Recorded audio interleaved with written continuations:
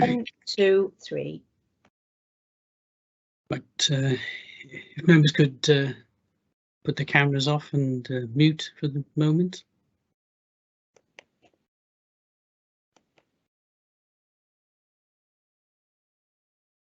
Right, good morning everybody. Welcome to the Economy and Development Select Committee. It's Thursday the 3rd of February 2022.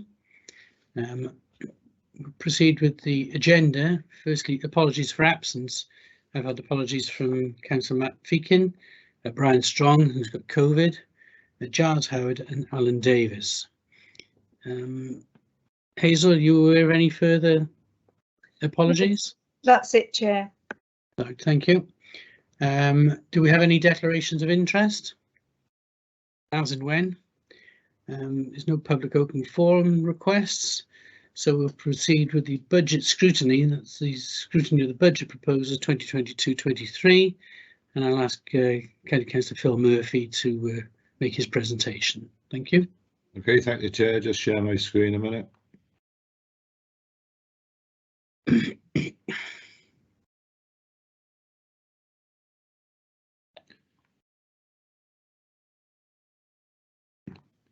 Everybody okay with that? Yeah, we can say that. Yeah, that's fine. Okay. Right, so oh, excuse me, I think I got COVID the way things are going. Mind, I was with enough people on Saturday to have done that. So welcome to the session. My apologies to those who've heard it several times before, but the feedback I'm getting is that people get different things out of it each time that they hear it. So it's worth persevering with it. So in this budget, we're determined to do all we can to support our communities in recovering from the pandemic and protect and enhance the services we know our residents rely on. This is the budget that delivers on our core priorities, including the longer-term challenges that feature and updated strategic aims as set out in the strategy to summer 2022, and that's looking ahead and delivering now, so anybody who wants to look it up. So we'll be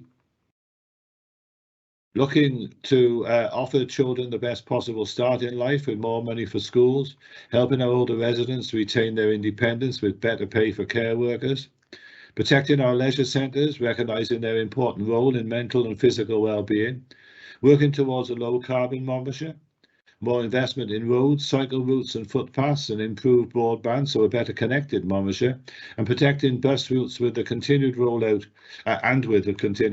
of our 20 mile-an-hour zones, improving conditions in our towns and villages as well. So as a budget that looks to the future, positioning the council to take on some of the biggest challenges facing our county and society more generally. So we will continue to be at the forefront of the transition to net zero carbon, although this requires investments, as does our commitment to eradicate homelessness in the county. We will focus on narrowing health inequalities that have become increasingly evident during the pandemic. We're committed to social care reform. Care as a career needs to be valued much more highly.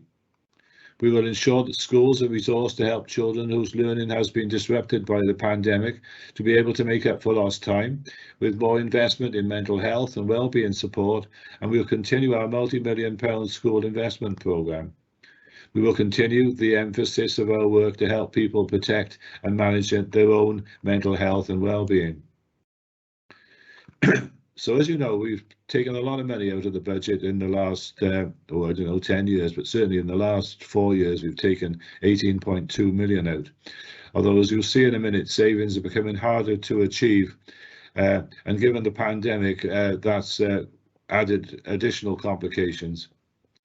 The council continues to face the ongoing and significant financial, demographic and demand-led pressures.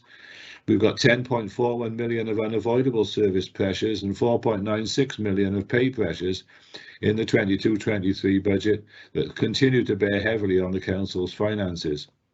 Despite the positive and above average funding settlements, we still remain the worst funded council in Wales. So just dwelling on this slide a minute, if you look at pay pressures, they've been more or less consistent. 18, 19, 19, 20, 20, 21, big dip in 21, 22, but back with a vengeance for the coming year. And although the service pressures are more or less the same as the last 2 years, considerably greater than the 2 years before that.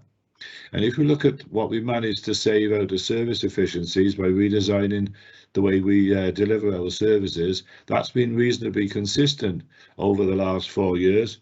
But in the current year, impossible to get that level of savings out.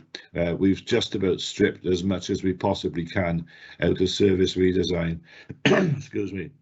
The Welsh Government's settlement, very much better than we've had for a long, long time, and that's very, very welcome, and we thank them for it. And we've got a little bit from income generation. And if we continue with our modelling of 3.95% for council tax, and we're working hard on trying not to do that, there would be an extra 3 million. So we've got an 863,000 gap, which unless we can manage and mitigate that, we'll have to come out of the reserve funding that we put away out of the last 2 years' surpluses. Just for this eventuality. So it's another unprecedented year. The pandemic response has continued and its impact is being felt and will continue to be felt. There's more cost in that our costs are rising with our ageing population, an increased demand for core services, high resident expectations, and pay and contract inflation and legislative impacts. There's a need to invest in the future to ensure services offered remain relevant and appropriate in meeting the county's needs, whilst making sure everything is efficient and effective as possible. There's insufficient funding, as we said. Whilst government funding increases, it's insufficient to cover all pay and service pressures. There's a need to make one-off use of reserves, that 863,000 to support the council, alongside the response to the pandemic. So we continue to challenge services to sustain themselves rather than see the closure of services that matter, on the basis that if things close, they never return. It's better to scale back rather than withdraw. But as you saw on that previous slide, that's getting more and more difficult to do. So where do we get our money from? We get 112 million from our aggregate external funding from Welsh Government, and we have to get 70 million from council tax. And in the current budget proposals as they currently stand, there's that reserve funding. So looking at that on the pie chart, there's that little slither of reserve funding there, but you'll see we're back now to a 60-40 split between Welsh Government funding and council tax. So as I said, we're trying hard not to increase council tax by 3.95, but it remains in our modelling for the time being. And we have no other viable option unless additional grants come along, or we find there's other factors that can be brought to bear on that.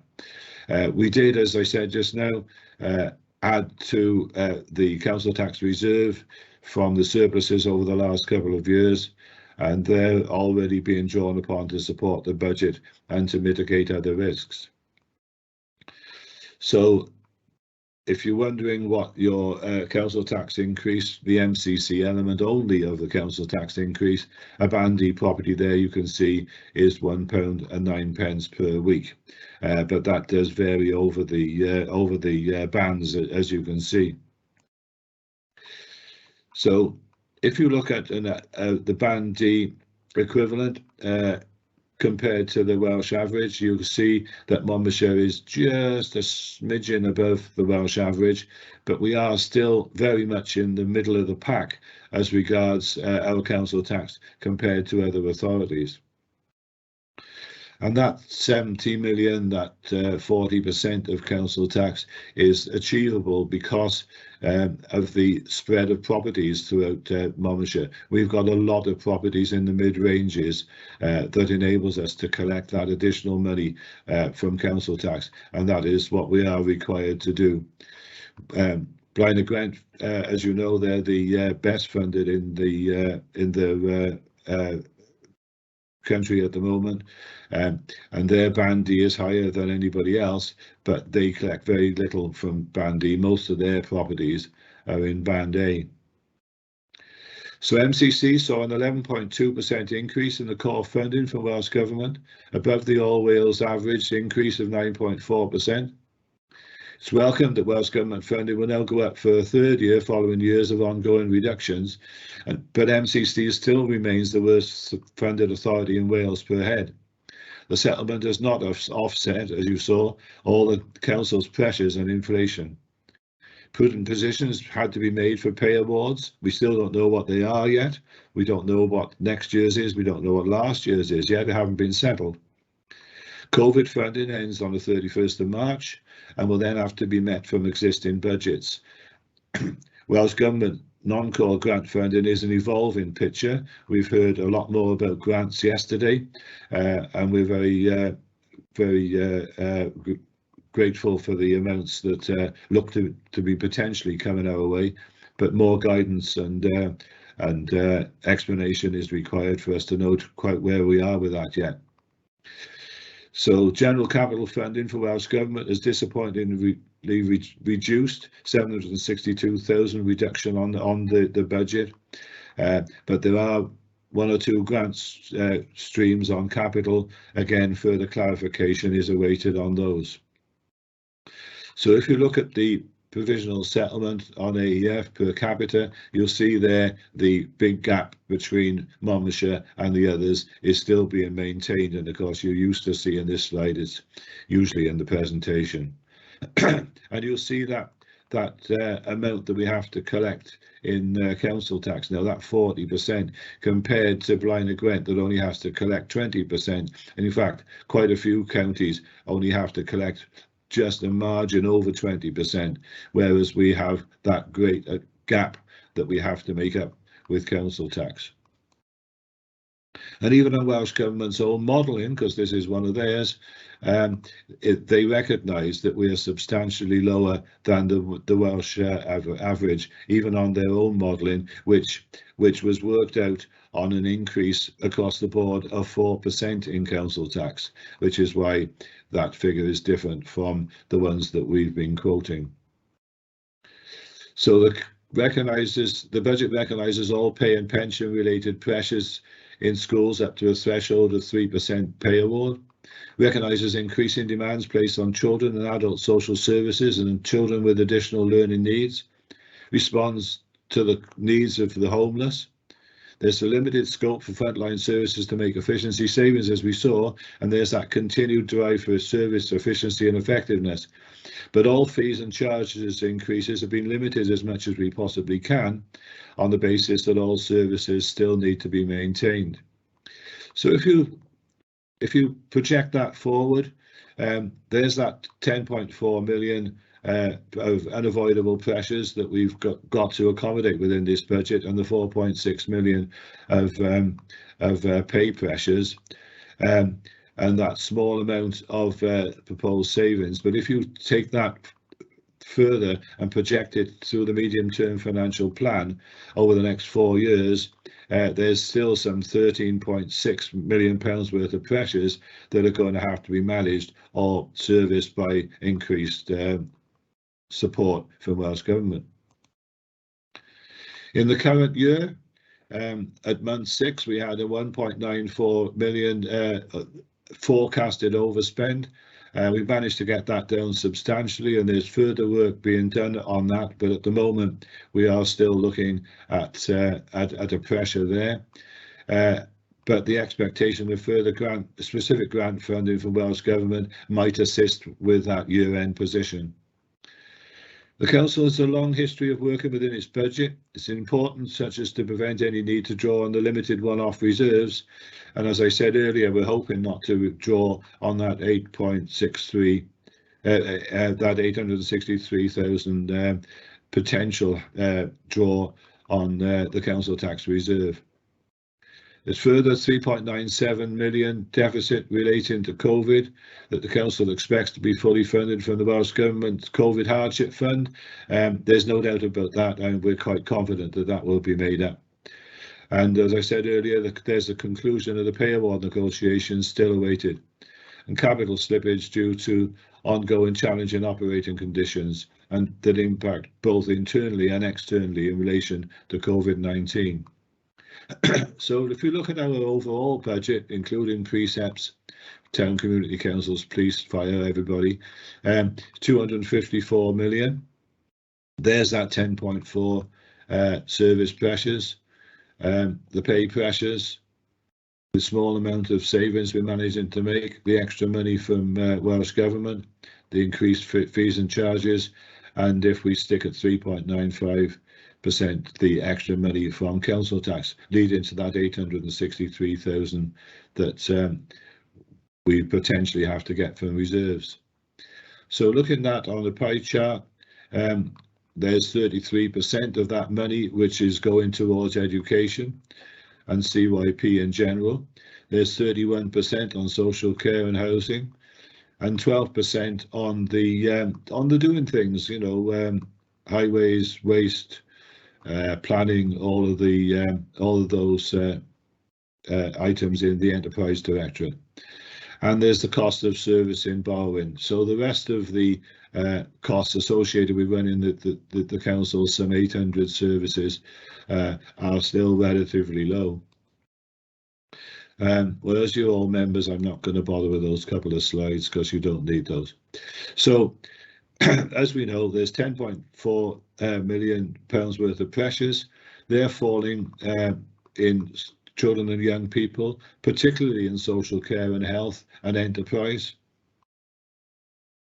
So if we look at those pressures in a bit more detail, given that they've been challenged and mitigated and managed where possible, we have 0.96 million additional pressure within children with additional learning needs. An extra 1.31 million with regards to children in care that looked after children.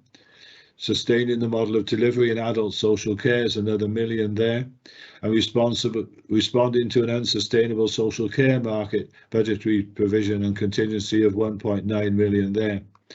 Recycling and waste, there's increased service delivery costs due to increased recycling. We are doing very, very well on recycling, particularly since we introduced the booking system on the recycling centres, but that's expensive and it's costing us another 1.22 million. There's £644,000 worth of pressures resulting from increased operating costs and passenger numbers in the passenger transport unit. That's having to be managed.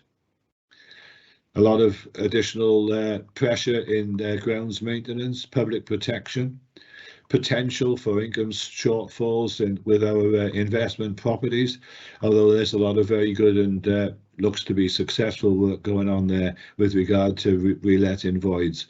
So I think there's a lot more good news coming there, hopefully. Energy costs, we're going to have increases inevitably. Everybody else is, so will we, and we anticipate that will be around 446,000. And there's also additional pressures due to town and community councils and police precepts increasing. On the savings, no savings in children and young people, some savings in enterprise in particular. So, as I said, they're becoming harder and harder to do, have been exacerbated by the pandemic, because officer time has to be diverted into the emergency response, and that meant they haven't been able to work on last year's money-saving measures to the same extent that they would have done. So there's been some delays in implementing some of those budgetary responses last year. The in-year overspend is being managed, as I said, through a recovery plan. And if we don't manage to completely manage that out, there could well be pressures carried through into 22-23. So with this already challenging backdrop, it's made the budget challenge even more acute, although it was eased very substantially by the Welsh Government settlement. So the savings package is therefore principally comprised of savings resulting from in-year decisions already taken, flexible use of capital receipts to fund cost of service reform, and increased income generation from fees and charges. We changed our main contractor on waste and recycling from Viridor to Suez. That saved us 856,000. There's an opportunity to make further use of guidance from the Welsh Government guidance that's given us the authority to make flexible use of capital receipts and to capitalise revenue costs relating to service reform. There's that modest amount of increases in fees and charges, and we've now finished the LED replacement programme, so there's savings with regards to street lighting. All proposals have been assessed early for equality, impact and well-being and future generations consideration. And obviously, if council tax stays at 3.95% or any increase in council tax, there will be an impact on the public. Potential the increases of fees and charges, as I said, have been kept to a minimum, but that will impact on the people who use those services. But the council tax reduction scheme is there. It's offers some mitigation for low earners and those in receipts of benefits, and there's a lot more people through the pandemic have gone on to universal credit now, so that's going to be more widely available. And there's still the single person households are eligible for the 25% reduction in council tax. And as you know, charges for domiciliary and residential care are also means tested and they're capped to mitigate the impact of those on the lowest income. On capital, there's an ongoing commitment to fund the Future Schools programme. Planning is just about going in now for the business for the Abergavenny 3 to 19 school, and the business case final business case is coming through any minute. Chepstow Comp will follow in Band C. We've got the ongoing commitment to the Cardiff Capital Region City deal. The Quick Road care homes being delivered are on site now. The investments being maintained at current levels in the core programme for highways and property plan maintenance and county farms. Disabled facility grants are remaining at 900,000. And Access for All, there's a grant there of 250,000. And we will have continued flexible use of one-off capital receipts to meet the cost of service reform. There's 2.7 million of capital bids still to be assessed alongside that reduction in Welsh Government funding of 762,000. And clarification, as I've been saying all the way through here, is being sought with regards to Welsh Government grants, and capital grants are no exception to that. We do have a backlog of maintenance. Everybody will be familiar with that appendix that comes with the budget papers that shows the potential maintenance backlogs of highways, bridges, roads, culverts, all that sort of thing. That's still there, and that's being reassessed to see whether any risks require more immediate attention. We have to arrest road closures due to landslips, and there's a lot more work going on there. Ash tree dieback is a major problem now, with the trees becoming brittle and dangerous. Homelessness and housing related provision, as more work needed there. There's provision of low cost affordable housing, digital infrastructure investment, transportation and active travel. As you know, there's a lot of work going on with that. Investment and rationalisation in community amenity sites. Mon Life, we've just done the upstairs of the Abergavenny Leisure Centre. Caldecott will follow if we eventually are successful in the levelling up bid. And Monmouth, as you know, was done some time ago. Climate emergency and carbon reduction commitments continue to be at the forefront of all of our thinking. And there's match funding for specific grant funding schemes. But key risks and uncertainty that are not in the budget, because we can't quantify them, are the continued impact of the pandemic on the council, the local economy and its communities, The risk that Welsh Government funding will not be forthcoming to fully meet costs and income losses resulting from the pandemic, notably within homelessness, leisure centre income and adult social care. The extent of any further service pressures, and given the volatility in some areas such as social care and children with additional learning needs. The need for early clarification on levels of specific grant funding that will help sustain some services, and the extent that these risks materialise, then further budget recovery action will need to be taken during the year.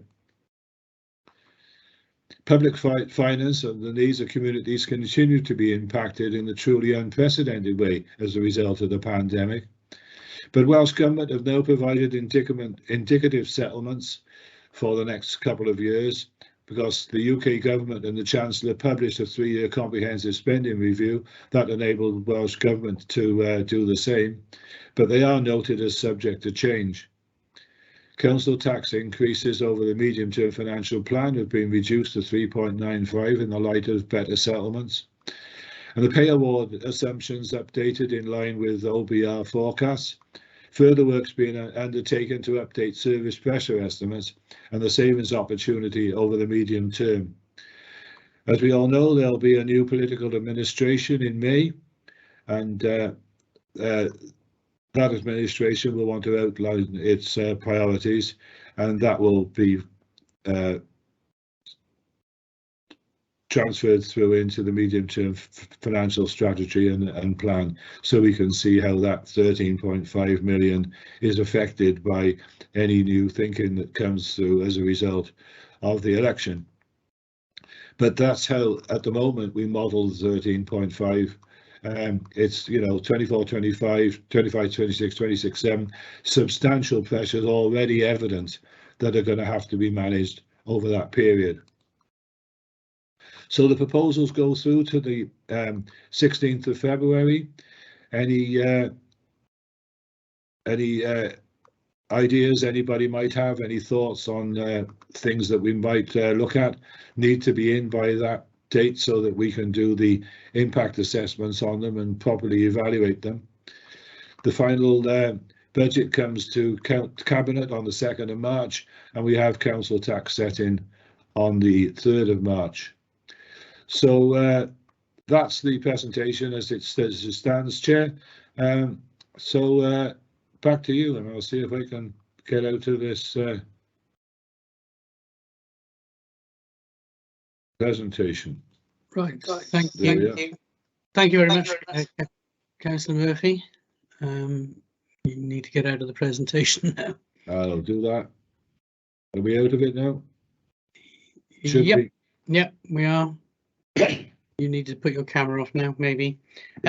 Yes, so members, do we have any direct questions of Councillor Murphy at this stage? Chair, for me. Yep, Councillor Roden. Councillor Murphy, could you give an overview of the status of our reserves and how we will attempt to increase them if possible in the future? Thanks. Yeah, sure. Well, as you know, we did manage to increase our reserves over the last 2 years, and if we end up with a surplus this year, we'll be able to do that again. Our reserves are hovering around the 7 billion mark, have done for a long time, and as you know, this administration has managed to stay within its budget right the way through. I sincerely hope, and I'm very encouraged by the information coming through from the directors at the moment, that we'll have a surplus by the time we get to the 31st of March. And that being the case, we'll be able to continue to support our reserves. The big VAT refund a couple of years ago did that, and as you know, there was a substantial increase surplus on the budget last year, and that put some 4.6 million in. So at the moment, reserves are holding up well, but it doesn't take much to put a big dent in them. Okay, thank you very much.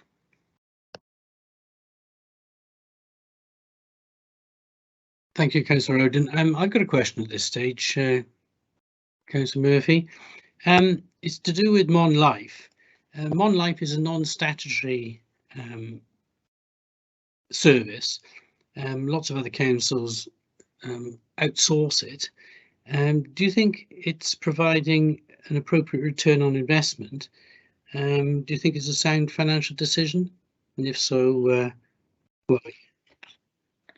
Well, the big problem we've got with Mon Life at the moment, and Ian Saunders is on the call. He may well want to come in on this. Is that with COVID restrictions at the moment, they're not able to get the footfall that they would ordinarily get. So Mon Life is a problem at the moment. That's it's not quite the same as the answer you were looking for your question, because you were looking more long term and my answer was short term. But with the improvements that we're making to our leisure centres, we are finding that memberships is going up substantially. Monmouth was washing its own face. Abergavenny is already getting good reviews.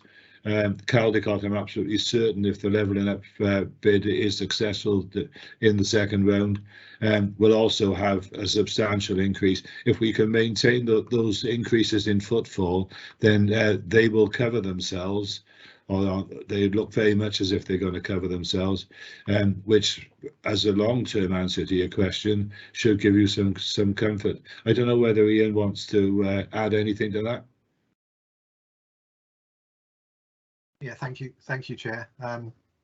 Yeah, I would actually. I think, you know, we have to remember the purpose of Mon Life. It isn't just for leisure centre buildings; it's wider, and the aspirations of health, well-being, mental wellness. We've done a big exercise, as you know, councillors. We went through a whole process of deciding the future of these services, not more than 2 years ago, and since the result of that was quite clear that you wanted an in-house model, because we did look at all the different models at that time and spent considerable time and resource doing that. Quite a long process, probably 4 years, best part of 4 years, looking at all the various options: in-house models, out-house models, outsourcing, private sector.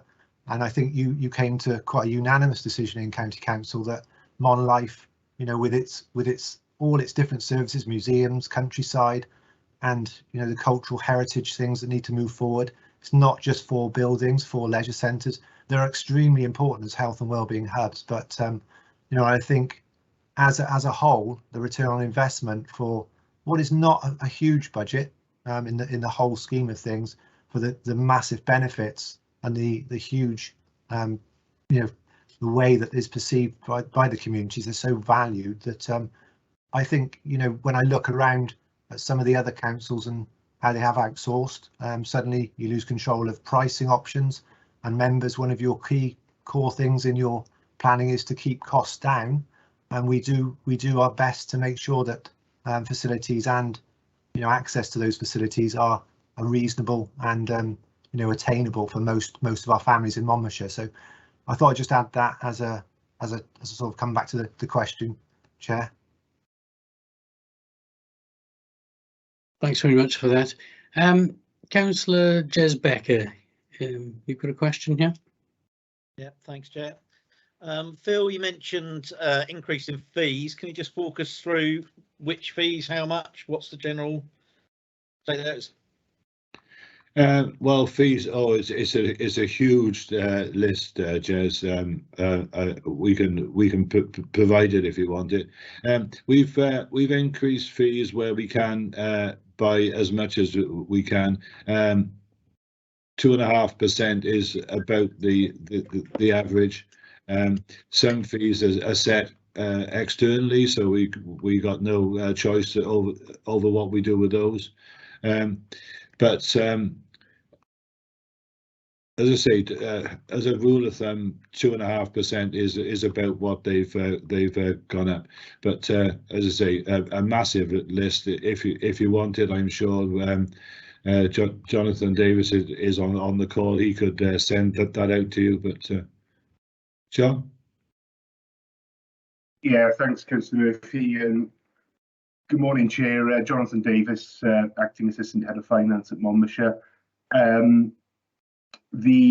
linked cabinet papers, I think, on the agenda do contain the full list of fees and charges. So you'll see a full schedule towards the end there, which show which fees are being proposed to be increased. I think it's fair to say that the only two areas that we are looking to increase fees in are within the Enterprise Directorate and Social Care Directorate. So there's nothing for Mon Life off the back of that discussion around Mon Life. So you know, that paper is available as part of those cabinet papers that went to I think it was the 19th of January meeting, Councillor Murphy. Thanks.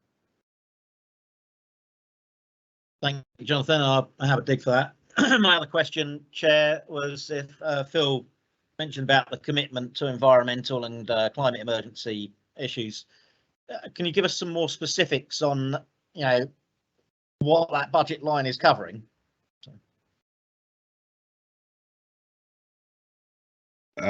I don't know whether Francis or Mark wants to come in on that. I mean, you're talking a very wide range of things. We're talking about. We're working with electric cars, doing trials on hydrogen, looking to have a second solar farm. There's all sorts of things. The reuse shops at the waste transfer stations. All the profits from them is going towards planting trees. You know, we're doing an awful lot of stuff right across the board with regards to climate change. But I don't know if either Francis or Mark wants to add anything to that.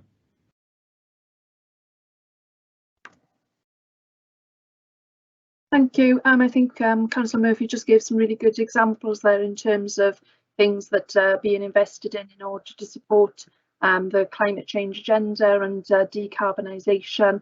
Things like transitioning our fleet and making a transition over the next few years in terms of transport are key things that are being invested in, and right the way through to investment in grounds and biodiversity, planting and improving our work in that area.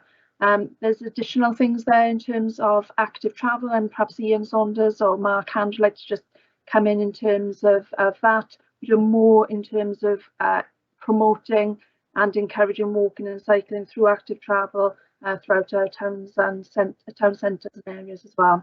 I'm not sure if Ian or Mark want to come in on top of that.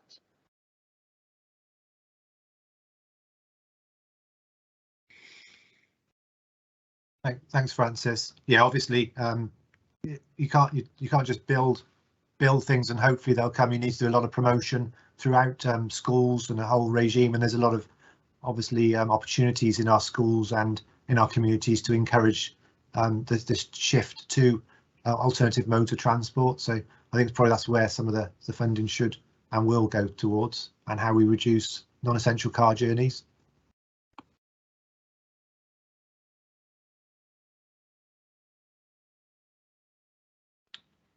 Chair, if I could just supplement that slightly. Just to supplement what Francis and Ian have already said, and Ian was quite clearly referring to in his last bit there. One very specific budget mandate proposal is for additional posts within the traffic and road safety team, who'll be working closely with both the highway side of traffic and road safety and with the active travel team to look at improving safer routes to school. So it's hoped that then provides, as Ian was referring to, alternative ways of children getting to school, so to walk, cycle or scoot.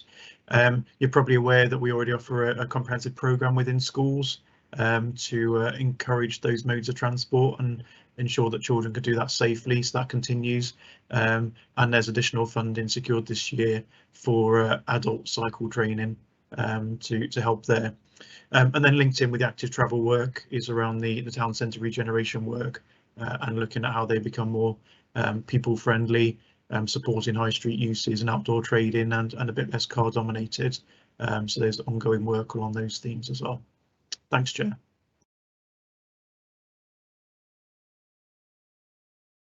Thanks, Mark. I think Francis Taylor She hasn't got a hand up, but I know she wants to ask some questions on this. Frances, are you there? I know your computer's running a bit slow. I'm sorry. It is. I'm there, Chair. Can you hear me? Yeah, we can. Yep. Carry on. Oh, okay. Thanks. Yeah, I've got a couple of questions, if I may. Might have to just bear with me. Thank you for the presentation, Phil. A couple of things that I just wanted to understand a bit further, really. So I'll start with the recycling and waste, if I may. So on the one hand, I think also, can I just say that some elements of the report I didn't find particularly clear to read. So it's one of the reasons why I'm seeking sort of some clarification. So there's 1.22 million budget pressure, which it says is due to increased numbers of residents using recycling services. I was just not really clear what that was meant by it. Then I heard you mention, Phil, you were talking about the use of, I think you said the tip, but I'm not sure. I was just slightly perplexed, really, that if we've got more residents putting out more household recycling, or is this something else? So it'd be really good to seek clarification. And although there's been 860 something thousand sort of savings in terms of retendering our contracts, that is so there's that budget pressure. In addition, you know, if you balance that out, would it be that there was like a £2 million budget pressure? So that's my first. Shall I ask them one at a time, or is it better to ask them all in one go? Up to you. You may well find, Francis, that, oh, I don't know, feedback. Oh, sorry, let me turn myself off a minute. As I say, you may well find that that officers want to answer those questions. It was the recycling rates have gone up very substantially, and as I said, it does cost a lot more when you get a lot more recyclates coming through, and there has been a massive increase in our recycling rates, particularly since we had the booking system, as I said in the presentation. But I don't know, is Carl on the call, or Mark is here, Francis, whoever wants to come in on that? Thank you, Councillor Taylor. Carl isn't on the call today, but I'll provide some context, and if we need to provide any further information, Councillor Taylor, happy to do that separately. So the increased recycling and increased material that's being collected at the curbside means that there are additional resources needed in order to collect that. So that will be additional vehicles and additional staff. And there are also increased additional disposal costs associated with managing that material. So you will see an increased cost pressure associated with increased curbside materials. The saving that's been driven out of the household waste recycling centres is through the re-procurement of the contract, and we've moved from a contractor from Viridor to Suez, and that's resulted in a reduced annual contract fee. So there's two aspects presented within the MTFP around the saving that's associated, and then the pressure in order to set those things out. Thank you. If I may, Francis, just clarify a point on that then. So we've had more people putting more recycling out, which is, you know, tangibly a positive thing, but that isn't offset by the retendering, because we are needing additional vehicles and additional people to collect. Just one thing, again, that I note, I have never had so many missed collection queries from members of the public as I've had in the past few months, and that also is, you know, I also relate that to sort of the height of the pandemic. You know, when we were struggling for people and teams and crews, there seemed to be a number of kind of long-term staff absences or staff leaving. But I'm kind of perplexed about the additional vehicles as well, because, and again, I don't know if memory serves me well, but I'm got it in my mind's eye that we procured a lot of additional vehicles because the quite recently because the contract was running out or we needed slightly different vehicles. So was this just unforeseen, or is it simply because of that additional rate of recycling? Thank you. Increased volumes of material being collected at the curbside will drive the requirement for additional staffing and vehicles. And we do have new staff, and we have got impacts there in terms of missed collections because people get familiar with their rounds. There is something that we are looking at in terms of a system review to just understand why we have such a high volume of demand coming in with regards to missed collections and those being reported. So that is something we're looking at. Thank you. Chair, would you like me to progress to my other questions, or do you want to give other people a chance? No, please, Okay. you carry on and then. I also note in particular that we have £781,000 worth of pressures that the result from projected income from investments not being realised. Now, whilst one appreciates that no one could have predicted the pandemic, my question really is there. First of all, what are we doing to mitigate that? And secondly, because the world has changed since the pandemic, is our investment strategy now no longer fit for purpose in the light of, I suppose, what we've seen and experienced?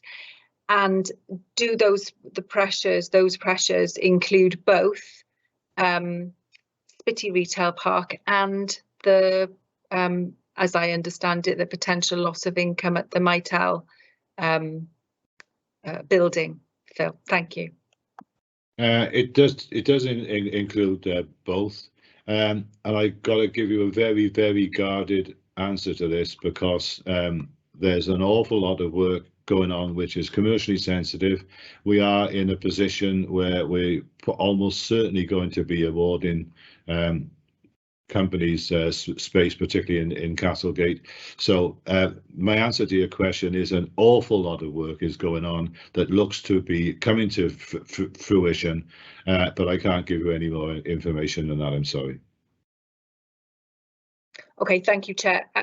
I do think, though, just as an aside, one appreciates that there might be commercial sensitivity, but it would be right for members to receive assurance on that. I'm sure you would agree, Phil, because effectively that is not our money, that is the taxpayers' money.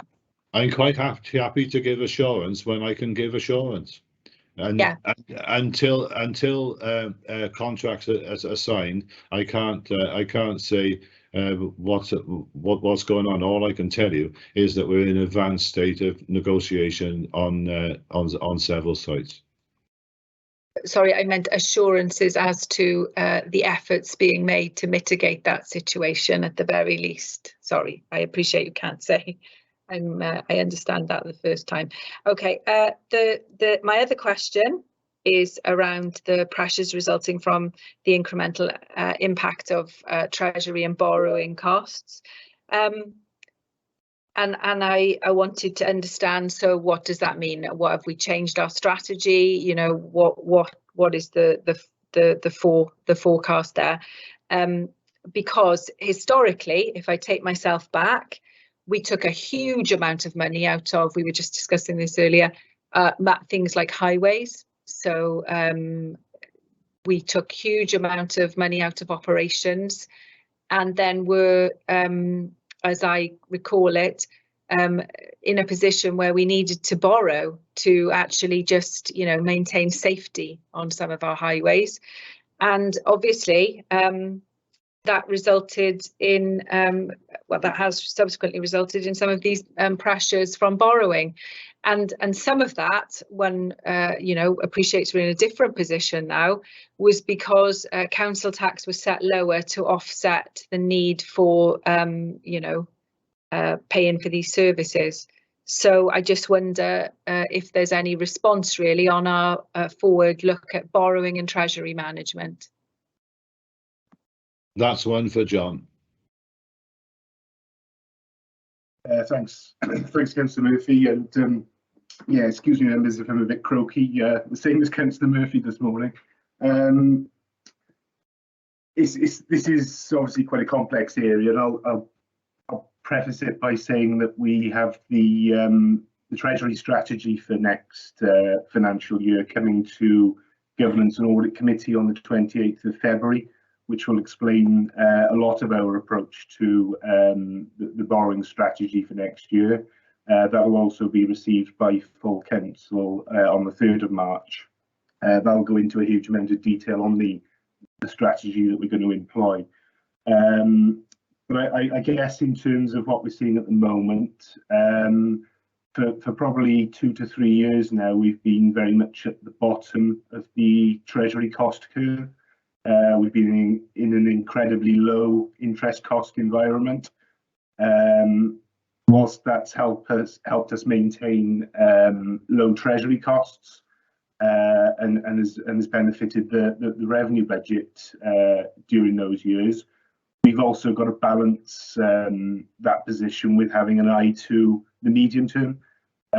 We need to lock in certainty into the revenue budget, and sometimes that comes at a short-term cost. So, for instance, our borrowing over the last 12 months has been very much short-term in nature.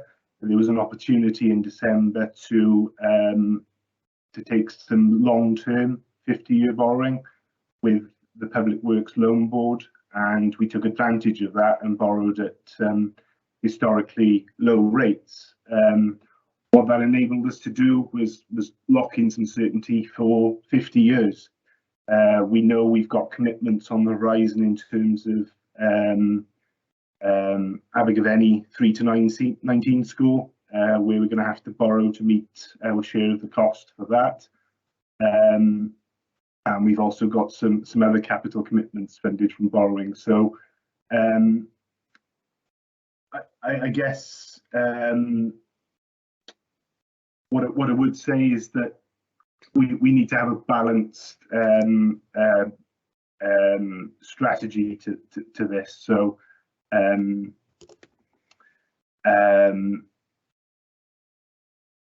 what we have got at the moment is borrowing, which is slightly lower than our need. So we're using internal resources to fund an element of that. That is continuing to keep Treasury costs low. But Councillor, what you're seeing in terms of that, and you're quite correct, that incremental increase in borrowing cost is purely down to,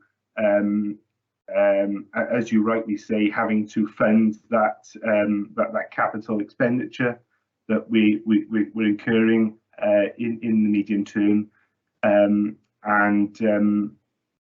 I think we can take assurance that whilst we are at the bottom of the Treasury cost curve, we are taking steps to put some certainty in place so that we're not exposed to that rising interest rate environment, which could potentially be on the horizon, given some of the news that we're seeing from the economy. So I don't know if that gives you all the answers, but I guess I'd probably point, as I said to the start, around the strategy that's going to be coming forward to both Audit Committee and Council very shortly.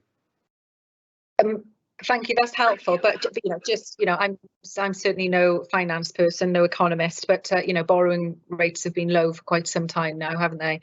I'm just interested. So, but even if you can't give me a full answer, I don't want to prolong it for other people, but I'd be interested to know why that was, because that's over and above what we forecast. The 1.3 million is over and above what we forecast.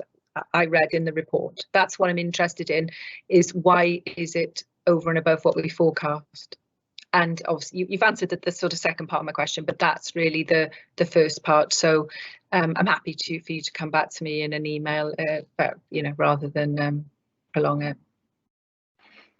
Yeah, I suppose just to clarify, Councillor, it's not so much that it's 1.3 million more than we forecast. It's the fact that without getting too complex on it, the Treasury budget is a full cost budget. So 1 year is never going to be the same cost as the other. So what we're just seeing is that that change in cost from 1 year to the other, purely because we like you said, we are having to borrow for certain schemes, or rates have changed. So it was very much always a known factor. Our capital plans haven't changed significantly over the last few years, but that's just the incremental change in budget. So, but I'm happy to put that into a little bit more detail for you. Okay. But just to say, it does say in the report than previously modelled. Okay, so you know that's what I'm asking you. So that's so fine. We I won't labour that anymore. But it does say than previously modelled. So you know it's not like £100 down the back of the sofa, is it? That's a lot of money. Yeah, okay, and my last question, you'll be pleased to know, is that so we've talked, and I chaired the Adult Select Committee for a 12-month. We've talked ad infinitum about fragile and unsustainable social care markets, but it quite clearly sets that out in the report. It says that we are going to pay our care staff more, and I think the Cabinet member just mentioned that. Yet interestingly, when there was so I'd be just interested to know how much has changed since that motion was brought forward in, I think it was November, was it, to increase the pay of our social care staff. And I also wonder whether that applies to those that we contract with, so the private care agencies that we're contracting with. I just appreciate some clarity over that, because I think at the time we were told that it was dangerous, unprecedented, all sorts of things if you were to increase, the sort of pay of those staff at that time. Maybe this is a different proposal, but I don't see the details. So thanks, I appreciate some clarity on that. Good, thank you. Do you want me to come in on that, Chair? Yes, please.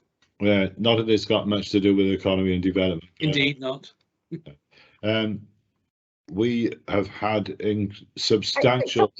Just to interrupt there, I do think it's got quite a lot to do with economy and development, as the biggest growing sector of employment actually is the care sector. So I do think it's got a bit to do with economy and development.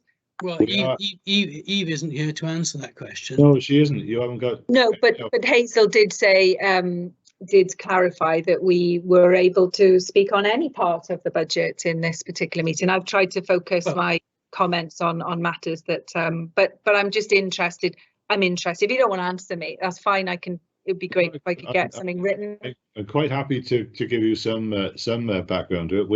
We are facing unprecedented increases from our care providers because of their requirement to pay at least the real living wage. In fact, they're having to pay more than that to attract and retain staff. So it's generally pay related pressures coming through the system. Any more specific detail than that, you'll have to get that off Eve or Jane. But from my point of view, substantial additional costs coming through the system. Can I ask Hazel, just was that was covered, I'm sure, in the Adult Select? Is it possible to get a copy of the response that was given to members on that and the detail, please? I'm sure we can put your question to Eve outside of this committee and ask for a response, if that's okay. I don't actually recall it coming up in Adult Select, but certainly Hazel's suggestion is the right one. It didn't come up in Adult Select. Okay, well, I'm surprised at that. Okay, thank you.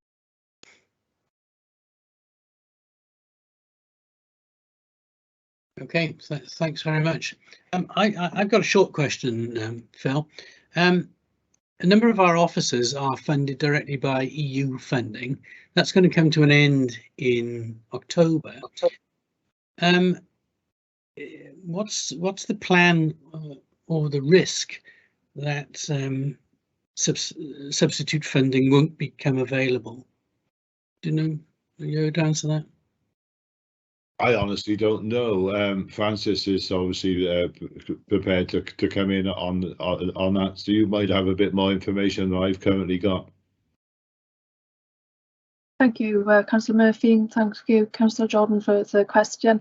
The European funding is coming to an end, as you rightly point out, and that will have an implication for us and for a number of officers across the authority at different stages through the next few couple of financial years. So I'll just ask Kath to come in, because she's been doing a bit of analysis in terms of the impact that that may have on us and as a department. Thanks, Kath. Thanks, Francis. Thanks, Chair. We are doing a lot of work at the moment in terms of mapping our staff, understanding their skills, and looking to see where we can redeploy our staff. Currently, though, we're in a situation where we're still waiting to find out what's happening with the Shared Prosperity Fund, as every other local authority is. So we're kind of doing a twin track approach, really, looking at where we can redeploy where opportunities arise, or where we can actually obviously look for additional funding. So the team are on that, well, day in, day out, really looking at those opportunities and chasing them down. So please be assured we're doing everything that we can. Thank you. Just as a follow-up to that, how many officers are actually directly funded and affected by this?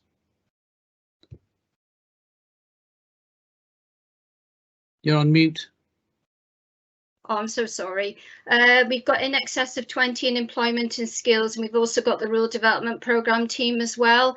It's difficult to give definite numbers because some will be moving on to alternatively funded programmes, but yeah, a significant number of staff, Councillor Jordan. Okay. Oops. Thank you very much for that. Members, do we have any further questions of Councillor Murphy here?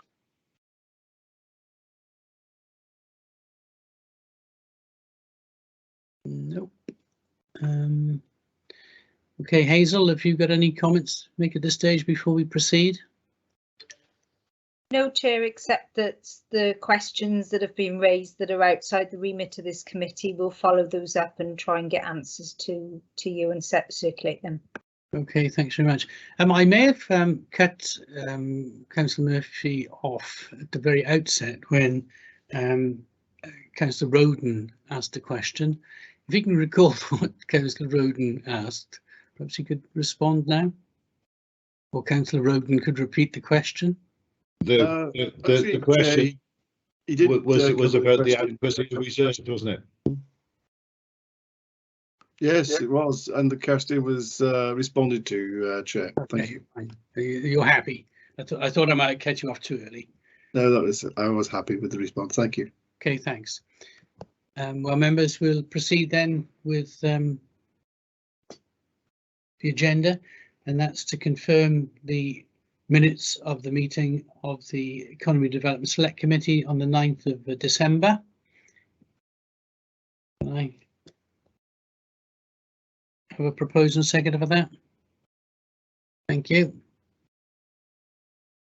Silence.